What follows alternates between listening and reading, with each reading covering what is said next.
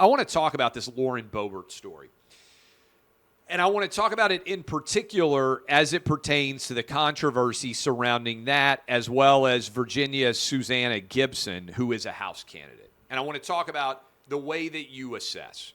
So you might have heard me talk about this on Clay and Buck just a short little bit ago.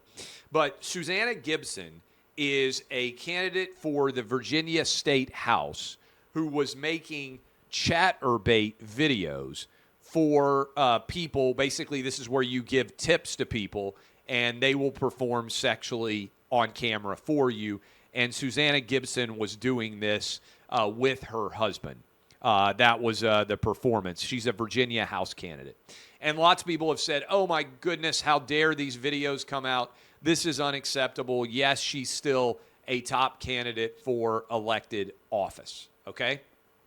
And I think you can have that perspective, right? And I'll talk about it.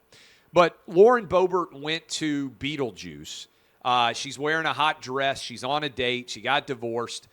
She is getting fondled by her date in the theater. It's a dark theater, but evidently they have like night vision cameras.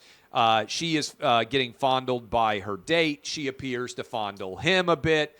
Then they get kicked out. She's vaping, whatever. I don't know, okay? This is the big story that came out of going to see Beetlejuice. I said this on the show earlier. I hate musicals. So if you told me right now, hey, you have to go to a musical or you go to a play, it's not a musical, but people are going to make out in front of you, I would way rather go to the play where people make out in front of me that's not a musical, right? I'm just not a musical guy. The idea of going to see a Beetlejuice musical sounds miserable to me, all right? Now, I've been to a bunch of musicals. I go with my wife. I've been with my kids. That's fine. I just don't like singing and dancing on stage. Like, I'm a story guy, not a singer guy, okay? That's my takeaway. But because I can't even understand the words that they're saying, and I just keep thinking all the time, this is me going on my anti-musical rant, it's not real. Like, you want to take me into a story, convince me that you are telling me a story, let me lose myself in the story. As soon as you start singing and dancing, I'm like, I can't follow this story anymore.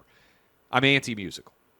So, as a part of this, if your position is, I don't want any political candidate to be engaged in any morally questionable behavior of a sexual nature, I want all of them fired, I don't want any of them in the office, then I can at least see how you would have a standard position. So you could be like Susanna Gibson, the Democrat Virginia House candidate, she has to be gone, and Lauren Boebert, she has to be gone too. Put simply, I think that's crazy, okay? I tend to be, for better or worse, very much of a live and let live person, right? Let voters make a decision. I didn't want Bill Clinton removed from office over a blowjob from an intern. I certainly don't think Lauren Boebert should be removed from office, as some people have argued that she should step down because she's making out and fondling a little bit in public in a theater. But I saw some people on the left say that Susanna Gibson was being unfairly criticized for making sex tapes and selling them online, and simultaneously arguing that Lauren Boebert should have to step down from her congressional seat.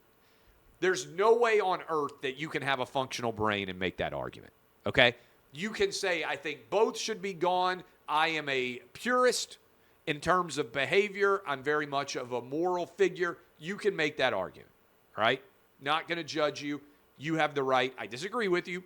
You also have the right, in my position, to be like, I think voters should decide. Personally, I don't want to fire somebody because of something that they did in their personal life that's not a crime. That's been my position for years. That's what I have defended for a very long time.